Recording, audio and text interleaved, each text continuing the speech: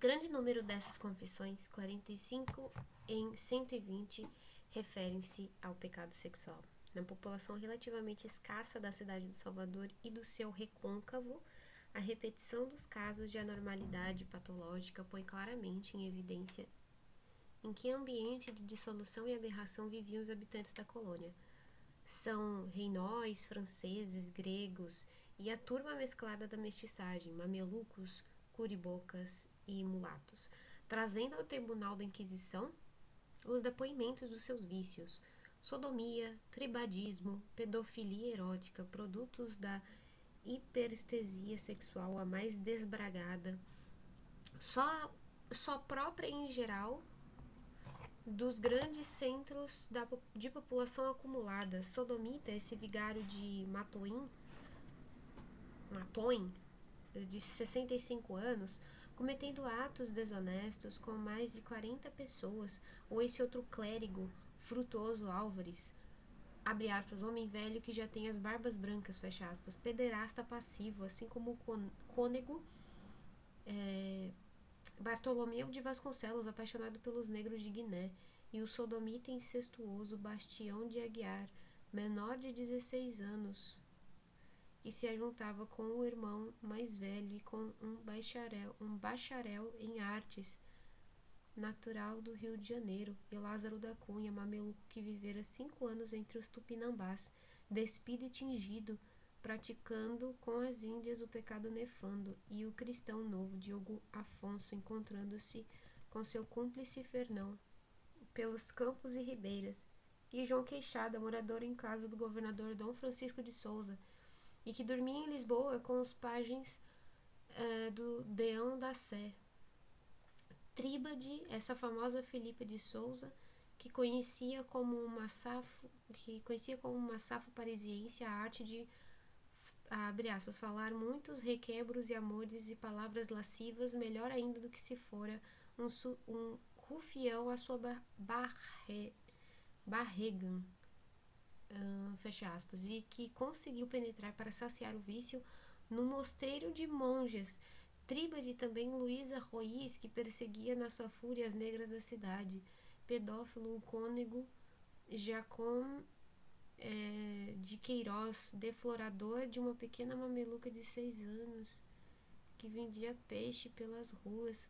Sacrilégio erótico Fernão Cabral de Taíde, que queimara viva uma escrava índia grávida e escolhera a igreja de Jaguaribe para os seus ajuntamentos, e que diante de uma repulsa declarava trocentos bigodes que isso tudo eram carantonhas que uma bochecha d'água lavava, culpado de bestialidade, Heitor Gonçalves, confessando que, sendo menino de 8 a 14 anos e pastor de gado, nesse tempo dormira carnalmente por muitas vezes em diversos tempos e lugares com muitas alunarias, ovelhas, meu Deus, ovelhas, burras, vacas, éguas, etc. E afinal, notável pela sua posição social, o capitão Martim Carvalho, tesoureiro das rendas, amancebado publicamente com um jovem que o acompanhava nas entradas do sertão, esse tão escandaloso que fora recambiado para o reino por pecado de sodomia.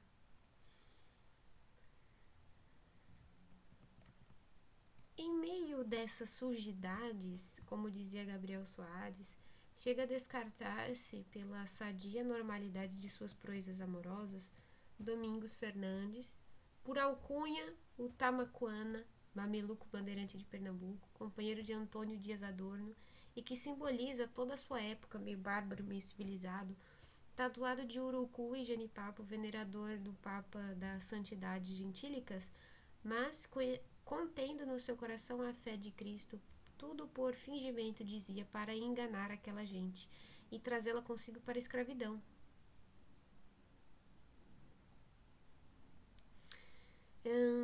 Contentou-se em desvirginar 2 afilhadas menores e viver, à moda dos selvagens, com seu harém de 5 ou 6 mulheres que a indiada lhe oferecia no sertão. O vício e o crime não eram, porém, privilégio das camadas inferiores e médias das povoações coloniais desse fim do século XVI. O francês Pirard de Levey,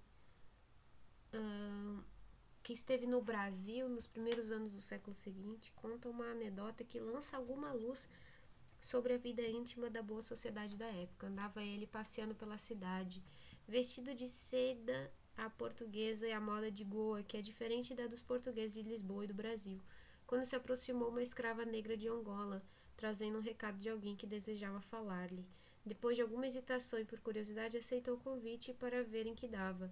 Ela fez-me dar, narra Pirard, 1000 voltas e rodeios por umas ruas escuras, o que a cada passo me punha em grande terror, e quase em resolução de não passar mais avante, mas ela me dava ânimo, e tanto fez que me levou a um aposento muito belo e grande, bem mobiliado e guarnecido, onde não vi mais ninguém senão uma jovem dama portuguesa que me fez muito bom agasalhado e me mandou logo me aprestar uma muito boa refeição. E vendo que o meu chapéu não era bom, ela com a sua própria mão me tirou da cabeça e me deu outro novo de lã de Espanha com uma bela presilha, fazendo-me prometer que tornaria a visitá-la, e da sua parte me favoreceria, me daria gosto em tudo que pudesse.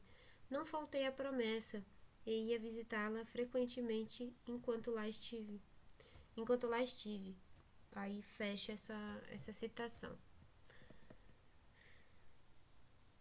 Dezenas de anos mais tarde, em 1685, pelo Brasil, apareceu o espanhol Francisco Correal, autor de uma Viagem às Índias Ocidentais, referindo coisas interessantes sobre a mesma cidade do Salvador. Abre aspas. As mulheres, diz o castelhano, são menos visíveis que no México, devido ao imenso ciúme dos maridos. Não são tão libertinas e, para satisfazerem as suas paixões, põem em prática toda a casta de estratagemas. Se a precaução dos maridos não impede as intrigas de suas mulheres, a dos pães não evita que as mães prestem seus cuidados. A dos pães não evita que as mães prestem seus caridosos socorros às filhas, logo que ficam núbeis. É mesmo muito vulgar as mães indagarem das filhas o que elas são capazes de sentir aos 12 ou 13 anos de idade e incitá-las a fazer tudo o que possam botar os aguilhões da carne.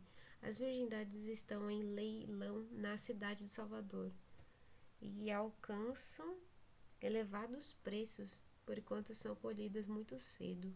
Fecha aspas. Em Santos aconteceu-lhe aventura igual à de Pirard, o que fez Alfredo de Carvalho duvidar da sua autenticidade. Somente os encontros amorosos e o espanhol disfarçado em padre. Quando em 1591 chegou à colônia o licenciado Heitor Furtado de Mendonça, deputado do Santo Ofício, a iniciar a sua primeira visitação, era a cidade do Salvador, um extravagante caravansarai, isso, pitoresco e tropical. Aí, dizia o padre Fernão Cardim, abre aspas, os encargos da consciência são muitos e os pecados que se cometem não têm conta. Quase todos andam amancebados por causa das muitas ocasiões, fecha aspas. Acrescentava referindo-se ao açúcar dos engenhos, abre aspas, bem cheio de pecados nasce esse doce, fecha aspas. Pelas ruas da cidade transitava um estranho amálgama de fidalgos, funcionários, soldados, frades, padres, índios e negros. Os homens de condição seguiam a moda espanhola de andarem sempre de preto, com um rosário nas mãos, de um lado uma longa espada e de outro um grande punhal. Mulheres apareciam raramente só nas festas religiosas e pela falta de exercício mal podiam caminhar, apoiando-se nas pajens que as acompanhavam. Como a de Olinda no dizer de calado, parecia que sobre as suas cabeças tinha chovido uma chuva de pérolas, rubis, esmeraldas e diamantes. Em contraste, índios mansos e escravos de Guiné exibiam nas ruas e lugares públicos a mais completa nudez. fora do recinto da cidade. Pelo recôncavo e sertão imediato à conquista se fizeram, logo depois da administração de Tomé de Souza, pela concessão de sesmarias feudais, como as de Garcia Dávila, que semeou culturas, construiu currais e levantou a célebre casa da Torre, vigiando a costa e a indiada suspeita. Aí, nos últimos quartéis do século XVI, ostentava o fidalgo grande luxo a europeia com muitos cavalos criados e escravos. Foi nessa época o tipo do potentado residia habitualmente na capital da colônia como um nababo. Andava, diz um cronista, em cadeirinhas ornadas de sanefas de seda, forradas de veludo vermelho e cobertas de damasco. Ficaram afamados os bailes que dava, em que exibia ricos candelabros de prata e bronze, serviços finíssimos de louça da Índia e da China, alfaias suntuosas por toda a parte, porém a miséria mais relaxada e andrajosa ao lado de cavalhadas vistosas com vestuários de veludo e sedas, pequeno núcleo, enfim, de devassidão indisciplinada e viver desregrado, desenvolvendo em plena anarquia moral e social os germes de desmoralização e depravação de costumes trazidos da metrópole já decadente. Em Pernambuco, em fins do século XVI, não era menos curioso o espetáculo. Aí rapidamente tinham desaparecido as riquezas e o brilho dos primeiros tempos. Abre aspas, desdourou-se esta terra com grande desaforo, dizia o autor do valeroso Lucideno. As usuras, onzenas e ganhos ilícitos eram coisa ordinária.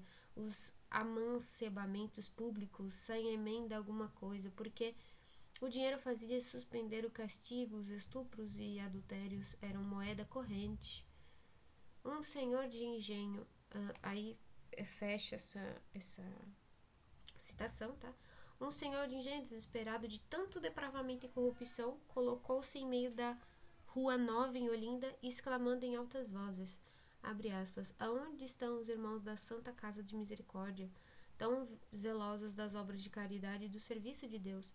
Venham aqui para darem sepultura à justiça que morreu nesta terra e não há quem enterre honradamente. Fecha aspas. De fato, acrescentava Frei Manuel Calado, os ministros da justiça traziam as varas muito delgadas. Abre aspas. Como lhe punham os delinquentes nas pontas, 4 caixas de açúcar logo dobravam. Fecha aspas. Era essa sociedade informe e tumultuaria que povoava o vasto território 100 anos depois de descoberto. Do Pará até Cananéia, poucos estabelecimentos se desenvolviam. Em meio de desertos desolados, habitavam 5 condições de gente, informa o autor dos diálogos. Testemunha de vista, os marítimos, os mercadores, os oficiais mecânicos, os salariados, os proprietários rurais, uns simples lavradores de mantimentos ou criadores de gado e outros ricos senhores de engenho. A camada inferior da população era formada por escravos, indígenas, africanos ou seus descendentes. Caracterizava o europeu o desamor à terra, aquilo que o nosso historiador chamou de transoceanismo, o desejo de ganhar fortuna o mais depressa possível para desfrutar do além-mar. Gandalf observou, entretanto, que os velhos acostumados ao país não queriam sair mais. Eram certamente os que constituíram a estrutura básica racial, os primeiros colonos, degredados, desertores, náufragos, gente da renascença que o crime, a ambição ou o espírito aventureiro fizeram abandonar a Europa civilizada. Apresentavam um produto humano fisicamente selecionado, tendo resistido aos perigos, tribulações e sofrimentos da longa e incerta travessia. Ao se instalarem no país virgem, tinham conseguido vencer a hostilidade da natureza e adaptar-se às condições de uma nova existência. Nesta, tinham aceitado mais ou menos a mentalidade e a moralidade de ambientes e aprendido com o aborígene os processos de caça, de pesca e de rudimentar agricultura que forneciam o milho, o cará e a mandioca à sua escassa alimentação. São homens, dizia Melo da Câmara, abre aspas, que se contentam em terem 4 índias por mancebas e comerem os mantimentos da terra. Fecha aspas. Moralmente já eram mestiços, observou Capistrano, e essa como que mestiçagem lhes permitiu na luta em que sucumbiam os fracos e tímidos a fácil adaptação à vida colonial. Por outro lado, nenhum obstáculo encontravam para a satisfação dos vícios e desmandos que na Europa reprimiam uma lei mais severa, uma moral mais estrita e um poder mais forte. Entregavam-se com a violência dos tempos à sociedade das paixões e de suas almas rudes. Isso é louco, meu Deus do céu. Dá até tristeza esse livro. Uma delas foi Lascívia do Branco Solto no Paraíso da Terra Estranha. Tudo favorecia a exaltação do seu prazer, os impulsos da raça, a molícia do ambiente físico, a contínua primavera, a ligeireza do vestuário, a cumplicidade do deserto e, sobretudo, a submissão fácil e admirativa da mulher indígena, mais sensual do que o homem, como em todos os povos primitivos, e que em seus amores dava preferência ao europeu, talvez por considerações priápicas, insinua o severo Verhagen. Acho que é Verhagen. Procurava e importunava os brancos nas redes em que dormiam, escrevia Anchieta. Era uma simples máquina de gozo e trabalho no agreste gineceu-colonial. Não parece que nenhuma afeição idealizasse semelhantes uniões de pura animalidade. De uma refere o viajante Jean Moquet.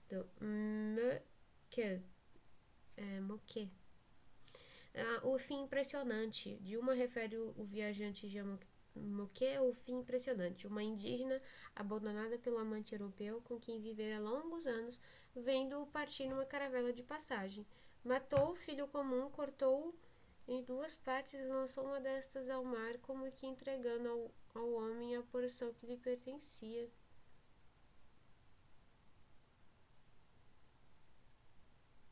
A bordo perguntaram a este quem era essa mulher, ao que respondeu: não é ninguém, é uma índia sem importância.